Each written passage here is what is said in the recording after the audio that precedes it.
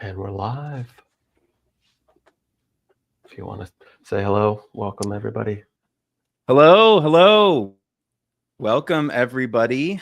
Gather round. I think we've still got people coming into the room, whether that's on YouTube or Facebook. Um, this is the Ukulele Magazine and Jim Beloff. I'm just going to call it an extravaganza because that's what it feels like. We're here to kind of celebrate and teach a little bit from Jim's new book, Daily Ukulele, Another Year. Um, it seems like, Jim, you'll never run out of songs, even though this is your fifth book. I've lost track at this point. And each one has 365 songs. So you get one every day. I can't learn a new song every day. Right. But how are you doing with this launch? Is it going well? Are you happy with how it's been? What's it like for you? Yeah. Thanks, Nick.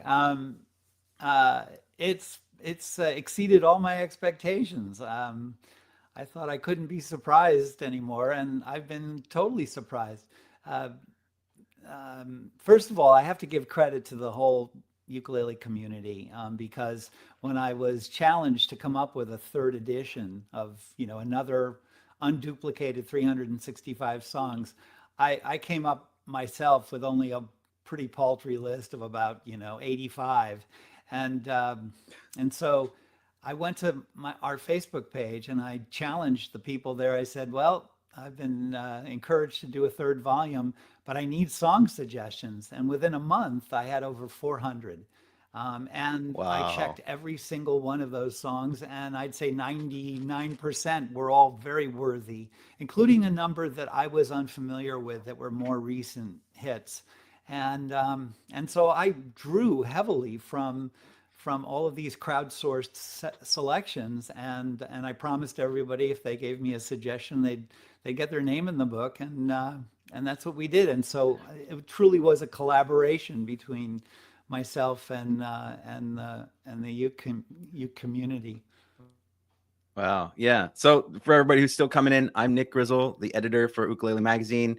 I'm here with Jim Beloff, who has authored another daily ukulele book, 365 more songs, but this time crowdsourced. So it's the ukulele community has, as in Jim's words, how did you put it? Contributed or Well, we collaborated in a sense. collaborated. That's it. Yeah. Yeah.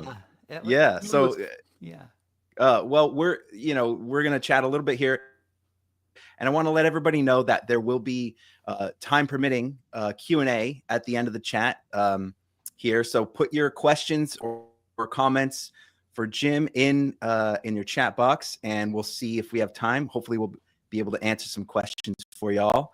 And we're also going to do a little bit of lesson time with Jim here, taking a song from the book. We're going to play through, and he's going to give a little insight on how to get masterful at playing one of these songs. By the end of this, Jim, I expect that we'll all be experts on the tune, right? Is that how it works? Yes, of course. Of course. Right. What song are we going to be tackling today? Actually, it's an oldie. Even though this new volume is filled with a lot of songs from my era, sort of 70s and more recent, lots of singer-songwriter songs. I'm thrilled to be able to say that we were able to license James Taylor and Joni Mitchell, for example, great Oh, yeah. singer-songwriters like that in this book.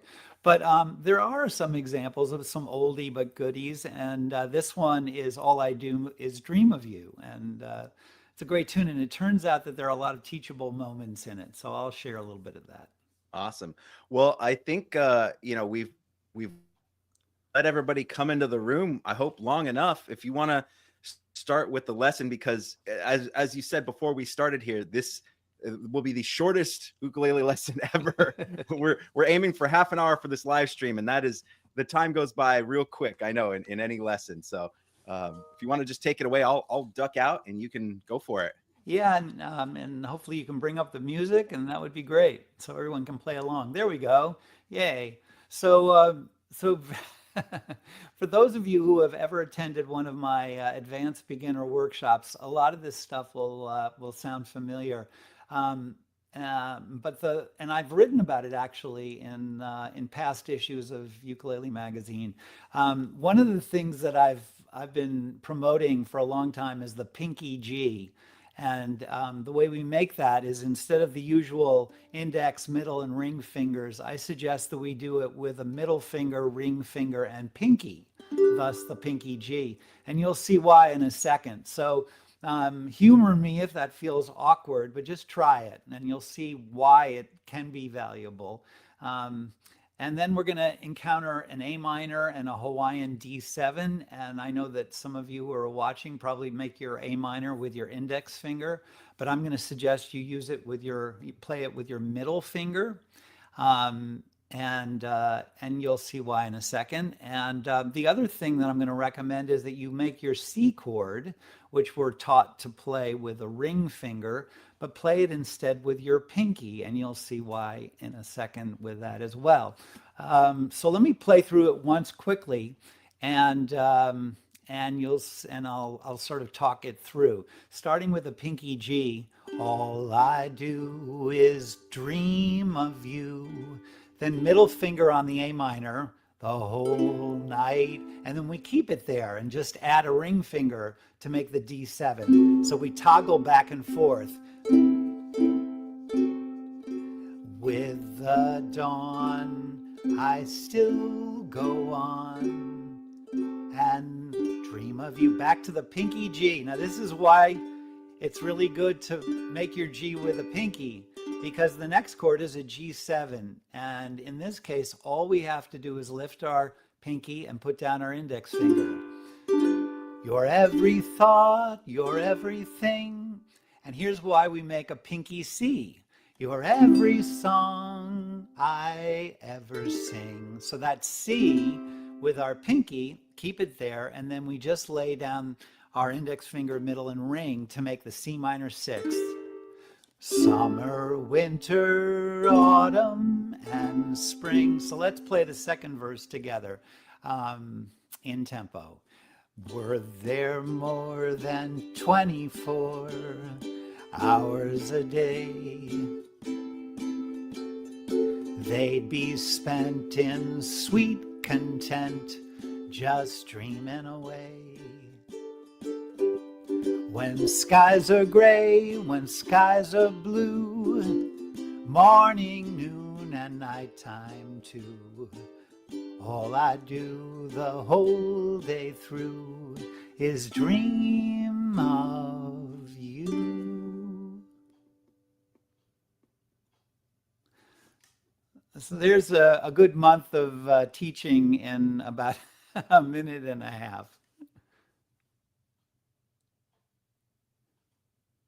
Yeah, I think there's so much there that you were talking about with how you finger the chords.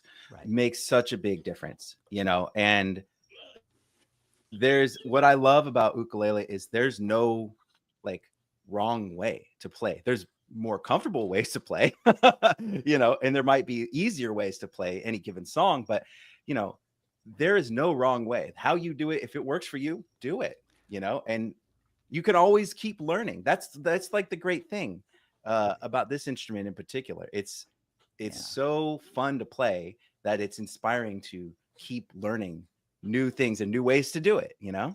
Yeah, well, for me, it's so true, Nick. And for me, I always was a chord guy. I started on the guitar, and I loved, you know, great singer-songwriter tunes. I love James Taylor chords and all that. So that's my wheelhouse, are all these beautiful altered chords. And so I fell in love with chords. Yeah. And so as I progressed on the ukulele, I cherished songs with lots of pretty chords. And so once you're tackling songs that have more chords than 3 or 4, then your hands and your head want to sort of figure out how you can make those chords as efficiently as possible so you can play them all in tempo.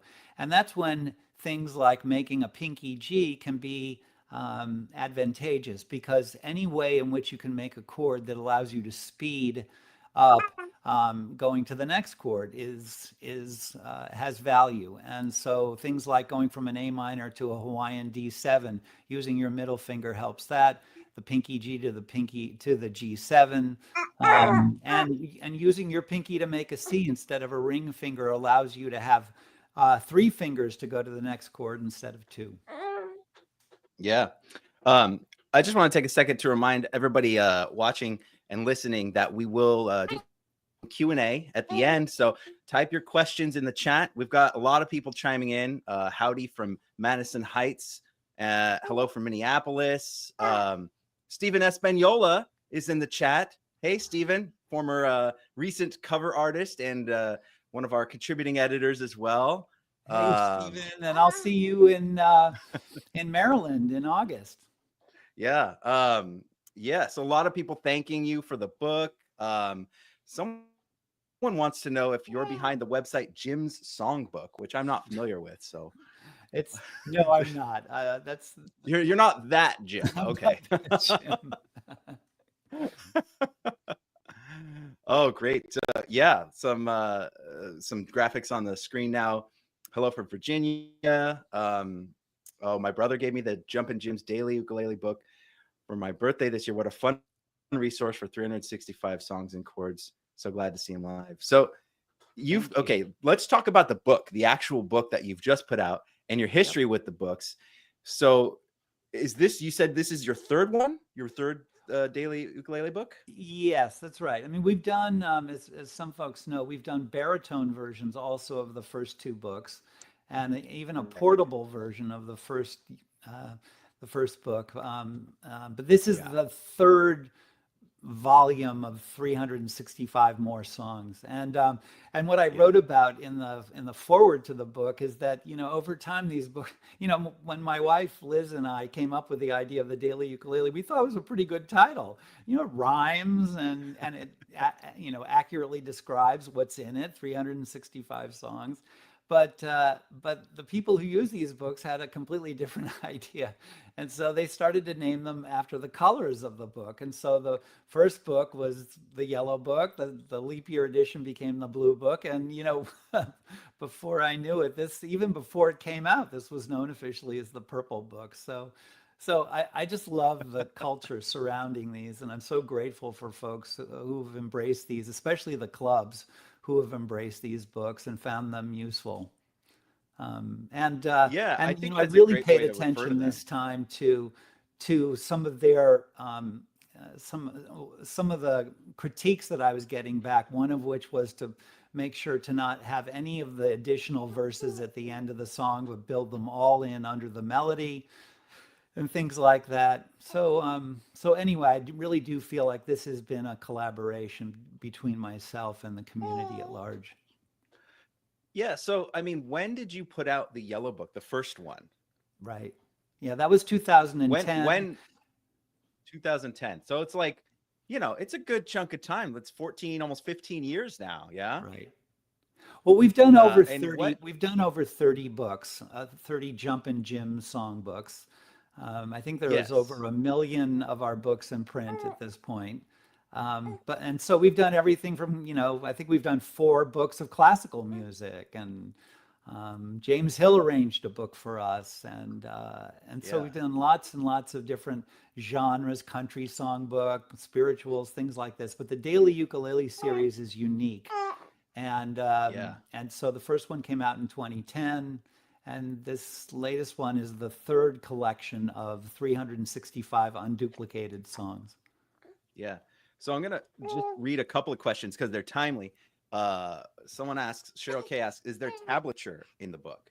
And right. There is a tiny bit of tablature. If you're familiar with the earlier books, especially the blue book, especially if there are licks, like in this book, we put in "Oh Pretty Woman," the Roy Orbison hit, and so you just you can't not play that and have do do do do do do, Exactly. So that's all tabbed out. So there are some songs that have sections, especially intros and outros, that have some tablature, but mostly no. It's is melody, the song melody with chords and lyrics. Oh yeah, and we've got a couple of people asking about the reviewing the Pinky G. Can you show us that real quick, like close up? Can you put Sure. your fretboard up to the camera a little bit? Show us that Yeah, Pinky so G the and way maybe a lot the of Pinky people, C too. we all learn, we're all taught, even in my first book where I my how to our how to play book, I recommended index, middle, and ring. And the reason why we recommend that typically is because uh, we want to stay away from using the pinky because it is the most tender of the fingers, and so we sort of save it. But there is so much value in getting your pinky into the game. So instead of this, I'm suggesting that you use middle, ring, and pinky. And even if it is a little awkward and a little bit tender, work at it because we have four strings here and we have four fingers. And the sooner that you get your pinky into the game, the sooner that you can play a lot of these, trust me, these beautiful, pretty, jazzy, interesting chords. So, but in this case, we're going from this G, and if we're going to make a transition from G to G7, as you can see, all we have to do is lift the pinky, and we've got these two fingers as an anchor in between. Also, if you're going from pinky G to an E7, for example, all you have to do is lift your pinky and put your index finger down. So there you have it. Yeah, and and I think that also, as you get these different fingerings, that can affect your overall sound. I mean, that makes things sound more legato, more connected too. Mm-hmm. When the fewer fingers you have to lift, the more connected your chords are going to sound, right? Totally. Yeah, absolutely. Um, right. Yeah, and it helps with chord melody too, I would imagine. And those jazzy chords with those tight harmonies, four strings, four fingers, makes sense. The simplest things sometimes are the hardest to do, though. So Right. And again, I mean, and you also have to account for the fact that everybody's hand is slightly different. Everyone's got a little bit of arthritis and something.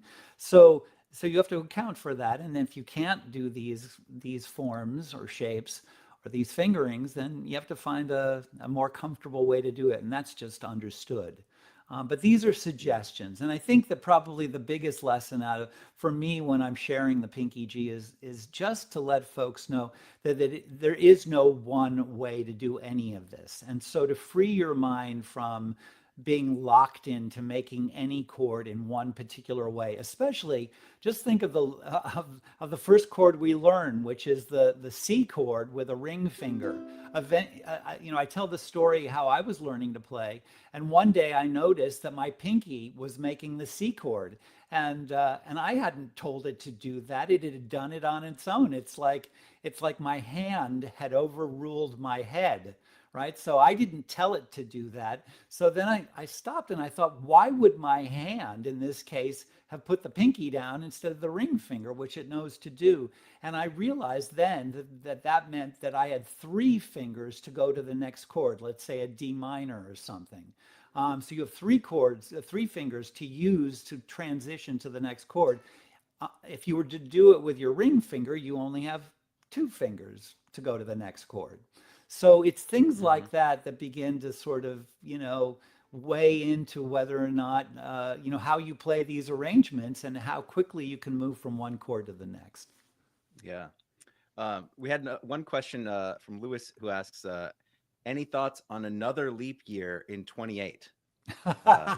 So one of one of the books is Daily Ukulele Leap Year Edition, right? Right. So are you going to do one of those every leap year? God forbid. Oh no, no. I think I have to pass that kind of a challenge on to the next generation somehow. Here's a question from Whitehair Donald. Is there more information about what strumming to use for a song? Is that in the book too? It's not, but it's a really good question. So thank you, Donald. And the reason why I didn't put strumming suggestions for each song. Although I did put strumming suggestions in the front of the book, general strumming suggestions, and I talk about the up-down strum and the island strum and the waltz strum, and I think that and even a picking pattern. So I feel like that'll cover almost everything in the book. But you know, pretty much without exception, almost every single song in the book, especially popular ones, have been recorded in so many different ways that there just isn't one way to do any of these songs. And so I felt like, give folks the essential DNA of the song, the chords, the melody, the lyrics, and then have at it, either be inspired by a particular recording of it and take it in a particular direction or the way you hear it. But yeah, I wasn't about to sort of establish one particular way of approaching a song from a strumming point of view. Hmm. Yeah, I like that actually, because sometimes if you're just reading wrote from a book, you lose the feel of a song, and then you're not playing it from your heart, your soul. I think if I'm pronouncing it correctly, the now, as Stephen Espanola mentioned in his interview, his internal being, right? So, and that's a big thing, is getting off the page and into the song. So this is a great book for that. I think this format really works to give you the skeleton of it, to a reference. You look at it out of the corner of your eye when you're playing with a group, just to make sure you know where you're at, and then just use your ear, right? Yeah, absolutely. Develop your own style, um, Exactly. and Yeah. approach. I mean, Yeah. this is the raw material, and then take it wherever you'd like. I mean, one example I can give of that is, my wife Liz and I, when we performed a lot, we would do the song "Que Sera Sera," which, for folks who know the original recording of that by Doris Day, it actually debuted in an Alfred Hitchcock movie. And if you know the recording by Doris Day, it's pretty up tempo, and yet if you slow it down, it becomes an entirely different song. And so even choices about tempo um, can have huge impact on how a song is absorbed or heard. Yeah. Yeah. So those are all choices that you can make. So we've got just a few more minutes. I want to remind everybody that if you have a question for Jim, pop it in the chat, um, and we'll see if we've got time to get to it here. But something that I was wondering about was what's different for this book as opposed to the previous two, because the format is the same. Great spiral binding. You can open it all the way up. The chords and the tabs right there. You could see the fingerings. What changed as far as this book? You mentioned a little bit in the beginning, but was there anything else? Yeah, I think for me, this was a bit of a labor of love because I started on guitar. I was definitely of the singer-songwriter era. And so I was very conscious of that. I really wanted to go kind of deep into the singer-songwriter world. I'll give you an example. John Prine is someone that I was sort of late to the party on. And then when I discovered John Prine, I thought, oh my word, this guy is brilliant. And so I think there are like 5 or 6 songs by John Prine. And then as I mentioned, James Taylor, Joni Mitchell. And then I just began to look at all of my favorite sort of singer-songwriter songs from the classic era, especially, and really tapped into as many of my favorites that were big hits as I possibly could. So I would say overall, you could think of this, somewhat as a singer-songwriter collection.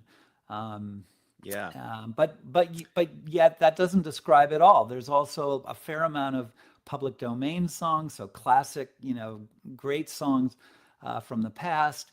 And then I also, um, one of the phenomenon of these books is that I made a rule early on that you would never have to turn a page. So there Mm. is no song in any of the daily ukulele books where you have to turn a page. It exists. If it can exist on 2 pages, then we don't put it in. So that often means that you end up with a song that's about a page and a third or a quarter or a half, and you've got a dangling piece of space. And so there are very few songs, unfortunately, that will fill a half page or a 2/3 of a page, except old public domain songs. And so Yeah. I have a I have a ridiculously large collection of PD songbooks. Yeah. And that's when you dip in. And of course, you have to be very careful about which ones you want to put in. But, more often than not, I was able to find something that really was quite beautiful and a discovery. So if you're Yeah. going through these books and you come across some songs that you're not familiar with, I almost can guarantee you that you will find a YouTube video of it. And here's hoping that you'll find some songs that you're unfamiliar with now that could become your next favorite. Yeah. Here's a good question. Are the songs a mix from easy to difficult? What's the skill level Right. that one would need to play these tunes? Yeah, that's good. Yeah, I didn't intentionally make this harder. I mean, there were some folks who sort of thought that the blue book was a little bit more challenging than the yellow book, the first one. And I think that was just because I was moving into more contemporary material. I mean, if you're going to do Burt Bacharach, who I think is one of the greatest songwriters of all time, you can't do it with, C, F, and G7. It's just not going to happen. And so as you Yeah. move, I mean, this is a whole separate conversation about, popular songwriting. But as you get into the 60s, the Beatles and beyond, you're Yeah. finding lots of, more, interesting chords than majors and sevenths and minors. And so in order to capture the beauty of these songs, you can't leave it out. So it was always a balancing act between, is this chord serving the song, serving the arrangement? And so wherever possible, I took out extraneous chords. But at the same time, if I felt like by taking that chord out, you were shortchanging the experience, then it stayed in. So it wasn't intentional. Yeah. It was really song driven. It's like, do I love this song? Do I think people will enjoy playing it? Then keep it in. And if I can find songs that have 3 or 4 or 5 chords, then wonderful. And so I tried my best to sort of balance that. Yeah. I mean, I love that you do have Burt Bacharach in there because his songs are so satisfying to play. And it can be a challenge, but it's one of those times when it really is worth it. If you have to learn 8 chords for a song, you'll be happy if it's a Burt Bacharach song. Totally. And for folks who Um, know the books, all the chords that you need for that particular song, the grids are all directly under each title. So you don't have to go back and forth between the chord chart. They're all there. Whatever you need to make that particular song is right there on the page.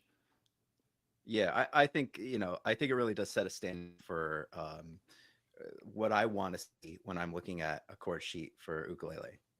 Everything I need is right there, and nothing I don't. Well, we're just about at our half-hour mark. If you wanted to play us out, if you have a song in mind, I'm sure we'd love to hear it. Yeah. This would be it would be my pleasure, and we'll pull up the music so folks at home can play along. I mean, this is an example, perhaps, of a song that may be a discovery for some. It was a big hit for the Seekers, which was they were this wonderful group out of Australia, led by this amazing singer Judith Durham, and it's a song called "A World of Our Own," written by Tom Springfield. A fun fact is that Tom was Dusty Springfield's brother, and so I put this song and actually a number of Tom Springfield songs in the book because they sound unusually good on the uke. So and you can practice your pinky G while we're playing along. Anyway, hopefully some of you are familiar with this, and if you're not, maybe you'll discover a new song. This could be your next new favorite song. And I suspect this might sound really good in a club setting. So anyway, thank you everyone for joining me today and joining me and Nick and Ukulele Magazine. It's really been fun and happy strumming. I hope I see some or all of you at some point in the coming days, weeks, months, and years. Thanks again. Here we go. Close the door, light the light. We're staying home tonight, far away from the bustle and the bright city lights. Let them all fade away. Just leave us alone, and we'll live in a world of our own. We'll build a world of our own that no one else can share. All our sorrows will leave far behind us there, and I know you will find there'll be peace of mind when we live in a world of our own. Oh my love, I cried for you so much, lonely nights without sleeping, while I longed for your touch.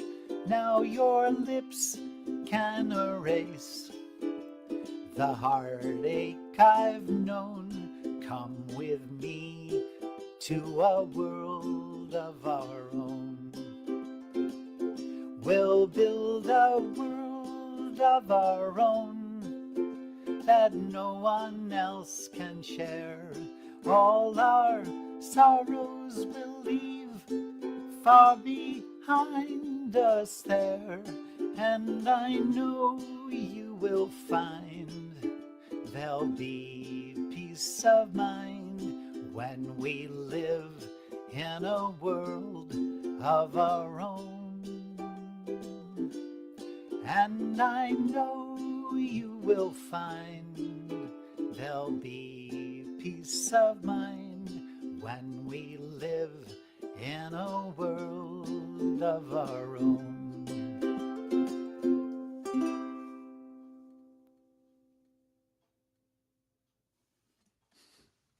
Great. Thanks, Jim. And thanks everybody for your questions and for showing up and just being part of the ukulele community. Hope to see you again soon, Jim. Wonderful. Thanks so much, Nick. All right. Take care. Take care.